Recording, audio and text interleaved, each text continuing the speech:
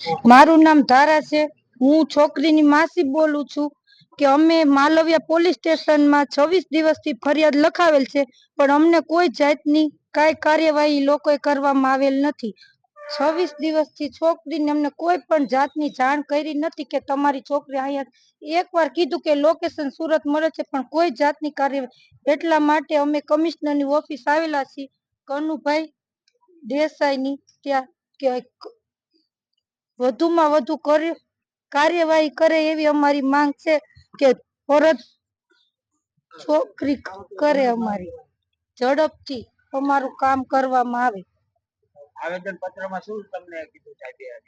એમ કીધું કે તમારી 15 દિવસની અંદર ફટાફટ મને મારું નામ ગોલાણી વિજય, કોળી સમાજ અગ્રણી, રાજકોટ।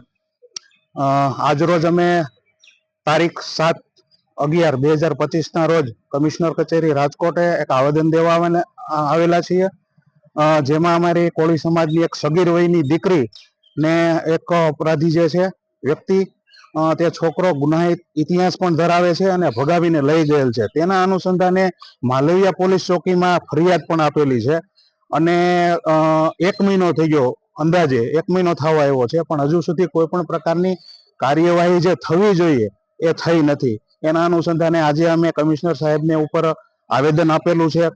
રાજકોટ કોળી સેના અને કોળી સમાજ રાજકોટના બધા કાર્યકરો ભેગા મળીને આજે આવેદન પણ આપેલું છે કે જલ્દીમાં જલ્દી આ છોકરીને ગોતવામાં મદદ કરે, અને જે અપરાધી છે એ ઓલરેડી ગુનાહિત ઇતિહાસ ધરાવે છે, જેના માથે 3 થી 4 FIR ઓલરેડી થઈ ગયેલી છે, કેસ થઈ ગયેલા છે, અને આવા જ અપરાધ કરેલા છે કે છોકરીને લઈ જાય છે અને પછી તેને એમને મૂકી દે છે। અને એક છોકરીએ તો એ દ્વારા પ્રેમમાં પડી અને આપઘાત પણ કરેલો છે, અને એમના મમ્મી પપ્પાને જો આજે પોલીસ વાળા એને કોર્ડન કરી અને થોડુંક એને કે ભાઈ આ તમારો છોકરો ક્યાં છે અને એને ભાળ મળી જાય તો જેમ બને એમ જલ્દી આ છોકરી પણ મળી જાય, અને આ જે અપરાધી છે જે છોકરો, તેની સામે પણ કાર્યવાહી થાય। અને અમારી કોળી સમાજની માંગ છે કે હવે આ જો અપરાધીને જેમ બને એમ જલ્દીમાં નહીં પકડે તો આ કોળી સમાજ નહીં પણ બધા સમાજ માટે એક કાળા તિલક રૂપ કહેવાય કે આ જે છોકરી એને લઈ જાય છે ન થવું જોઈએ।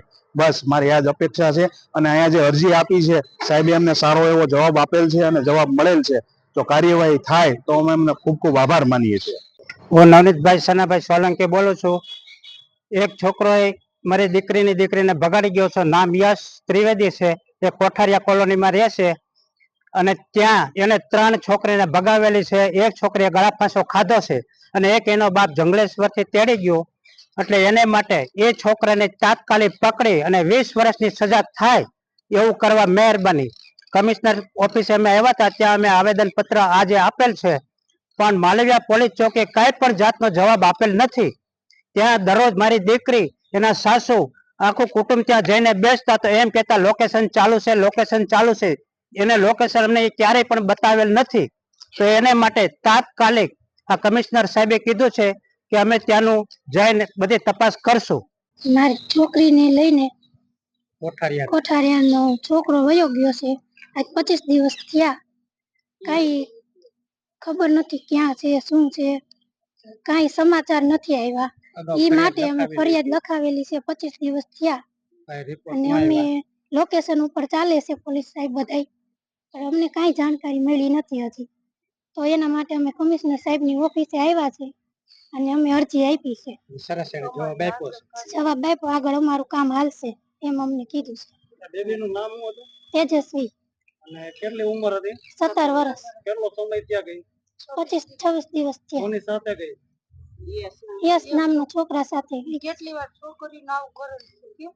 પ્રમુખ અજયભાઈ ડાભી, કોળી સેના, રાજકોટ જિલ્લા। આજ રોજ અમે તારીખ 7/11/2025 ને શુક્રવારના રોજ કમિશનર સાહેબ શ્રીને આવેદન પત્ર આપવા આવ્યા છીએ અને ન્યાયની માંગણી કરવા માટે આવ્યા છીએ। અમારી કોળી સમાજની દીકરી તેજસ્વી ઓળખ્યા 17 વર્ષ સગીર વયની, છેલ્લા 25 દિવસથી યશ ત્રિવેદી નામના છોકરા સાથે, જે છોકરો ગુનાહિત પ્રવૃત્તિ ધરાવે છે અને અવારનવાર આવી પ્રવૃત્તિઓ કરે છે, અને જે છોકરીની ઉંમર છે જે 17 વર્ષ સગીર વયની હોવાથી એમને લલચાવી ફોસલાવી અને તારીખ 11/10/2025 ના રોજ તેમના ઘર પાસેથી ભગાડી ગયેલ છે, અપહરણ કરેલ છે અને છેલ્લા 25 દિવસથી માલવિયા પોલીસ સ્ટેશનમાં ગુનો દાખલ થયેલ છે અને ત્યાર પછી ગુનો દાખલ થયા પછી તેમના પરિવારના વાલીજનો ત્યાં માલવિયા પોલીસ સ્ટેશનમાં અવારનવાર 5 થી 6 વાર ત્યાં મુલાકાત લઈ અને ન્યાયની માંગણી કરેલ હતી. તેમ છતાં પણ તંત્ર દ્વારા માત્ર ને માત્ર એમની કાર્યવાહીને લોકેશનને એના આધારે જે કોઈ આગળ કાર્યવાહી થઈ નથી અને છોકરી 17 વર્ષની હોય અને સગીર વયની હોય, તેમના માતા પિતાને ચિંતા થતી હોય કે આજે છોકરી ક્યાં છે, શું છે, એની પરિસ્થિતિ શું છે. જો આવનારા દિવસોમાં આવીને આવી પરિસ્થિતિઓ ઊભી રહે કોળી સમાજમાં, તો હું અહીંયાથી એક આહવાન કરું છું, સર્વ સમાજની દીકરી એક સરખી એક સમાન જ હોવી જોઈએ. જો આ સમયે આ વસ્તુ બનતી હોય અને આવનારા દિવસોમાં કોળી સમાજની કોઈ પણ દીકરી અથવા અન્ય સમાજની દીકરીઓ જે સગીર વયની હોય ને આવા જે લોકો છે એ ખોટી રીતે લોકોને ફસાવી અને કાંઈ પણ બીજી પ્રવૃત્તિઓ કરતા રહેશે તો આ કોળી સમાજ એ સમાજ નથી રહ્યો હવે કે જે પહેલા હતો. એટલે સામ દામ દંડ ભેદની તમામ નીતિ સાથે આ કોળી સમાજ આગળ ન્યાય માટે દરેક પ્રયત્નો કરશે એવી અમારી આપ સૌને માંગણી આપ મીડિયાના માધ્યમથી કહેવા માંગીએ છીએ કે ચેતી જજો, આ કોળી સમાજ હવે એ નથી રહ્યો જે તમે પહેલા જે વિચારતા હતા. હવેથી આવનારા દિવસમાં કોળી સમાજ જાગૃત છે, સક્ષમ છે, દરેક રીતે તૈયાર છે. જય કોળી સમાજ.